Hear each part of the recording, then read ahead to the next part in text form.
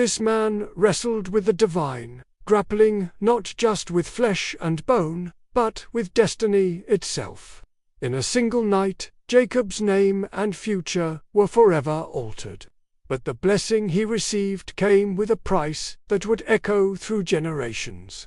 What transpired by the Jabbok River would shape the fate of a nation, yet leave its recipient forever changed. Picture, if you will, a man on the run, Jacob, the deceiver, fleeing from a past stained with lies and stolen blessings. For years he had lived in exile, building a life and family far from the land of his fathers. But now, the time had come to face his past, to confront the brother he had wronged so long ago. As night fell on the banks of the Jabbok, Jacob found himself alone. He had sent his wives, children, and all his possessions across the river, preparing for the reunion that awaited him at dawn. But in the darkness, something unexpected occurred.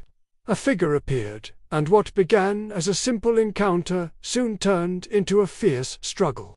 Hour after hour, Jacob wrestled with this mysterious opponent.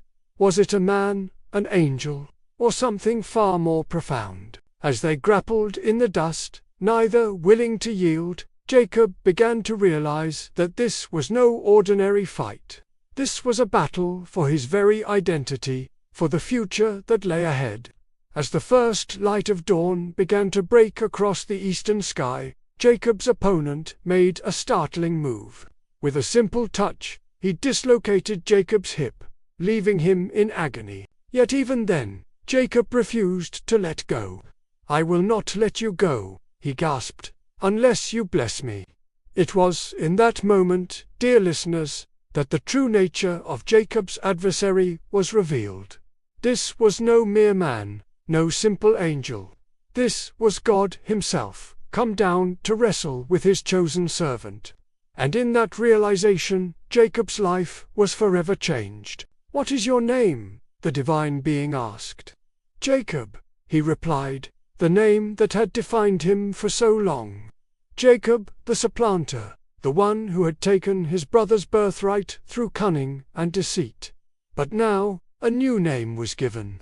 "Your name will no longer be Jacob," the voice declared, "but Israel.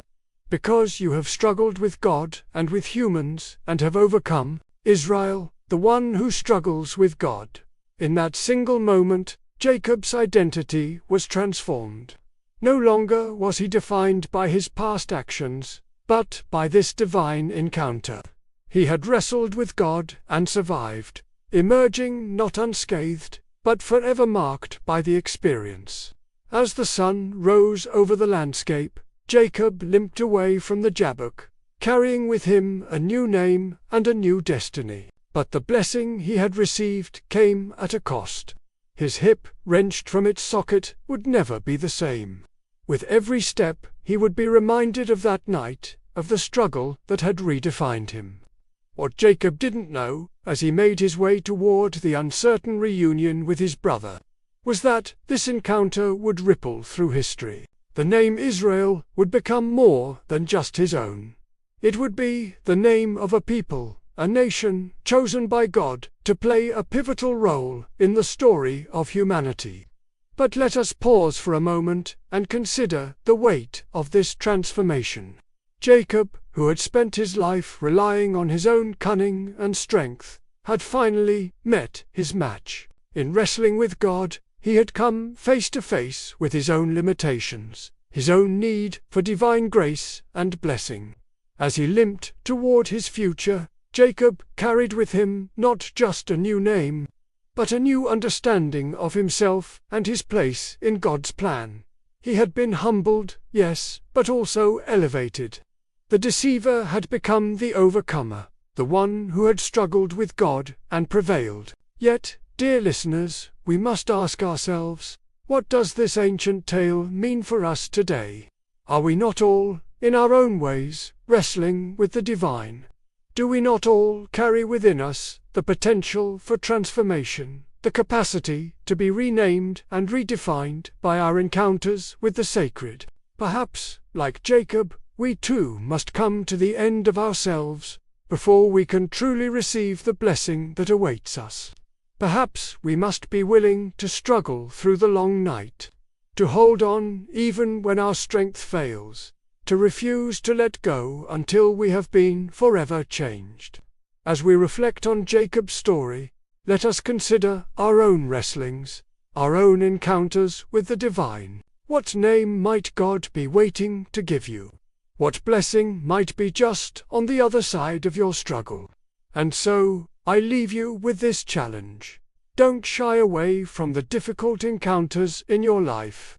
Embrace the struggle, for it is often in our darkest nights that we find our greatest blessings. Hold on, even when it hurts, for you never know when your Jacob moment might become your Israel transformation.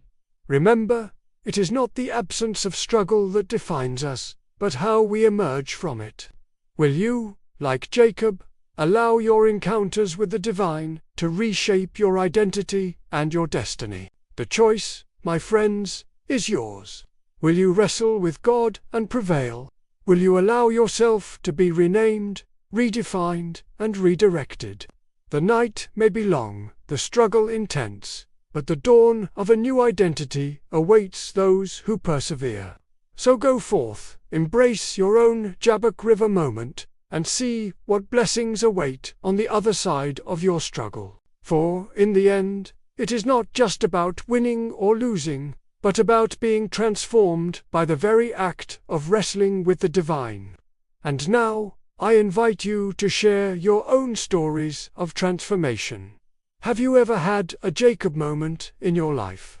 A time when you wrestled with God and emerged forever changed?